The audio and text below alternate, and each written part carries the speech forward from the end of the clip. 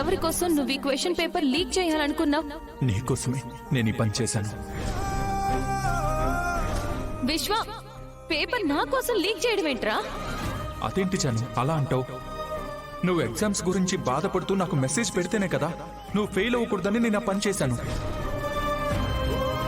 Janu, Janu, sir, ఏంటంత డీప్గా ఆలోచిస్తున్నావు? నా అదృష్టాన్ని తలుచుకుని సంతోషిస్తున్నాను సార్. అదృష్టమా? అవును సార్, మీరు నా హస్బెండ్గా దొరకడం నిజంగా నా అదృష్టం సార్. మీరు కాబట్టి మా ఫ్రెండ్షిప్ని అర్థం చేసుకున్నారు, నాకు ఇలా సపోర్ట్ చేస్తున్నారు. అదే ఇంకెవరైనా అయితే మా ఫ్రెండ్షిప్ని అనుమానించేవారు, నన్ను అవమానించేవారు. చెప్పానుగా జాను, కంటికి రెప్పెలాగో జానుకి ఈ జై అలా అని.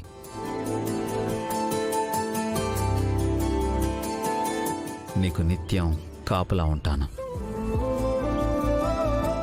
నిన్ను నిరంతరం కాపాడుకుంటాను. I promise you. Thank you sir, thank you so much.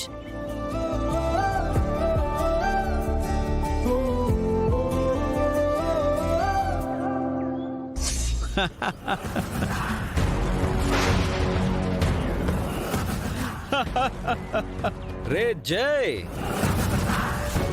హే ముందు చూసి డ్రైవ్ చేయి బ్రో. రే నువ్వేంటి ఇక్కడ? టెన్షన్ పడకు, నేనెవ్వరికి కనిపించను వినిపించను. నువ్వు అనవసరంగా కంగారు పడకు బ్రో. జాను నిన్ను మెచ్చుకుని ప్రేమగా పొగిడింది అనుకొని తెగ సంబరపడిపోతున్నట్టున్నావు. నిజానికి జాను నిన్ను పొగడలేదు, వేరే వాళ్ళని తిట్టింది.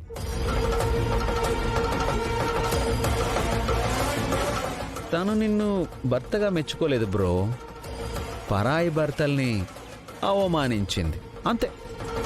నువ్వు ఆపుతావా? సార్, ఏమైంది సార్? నో జాను, ఏం లేదు ఏం లేదు.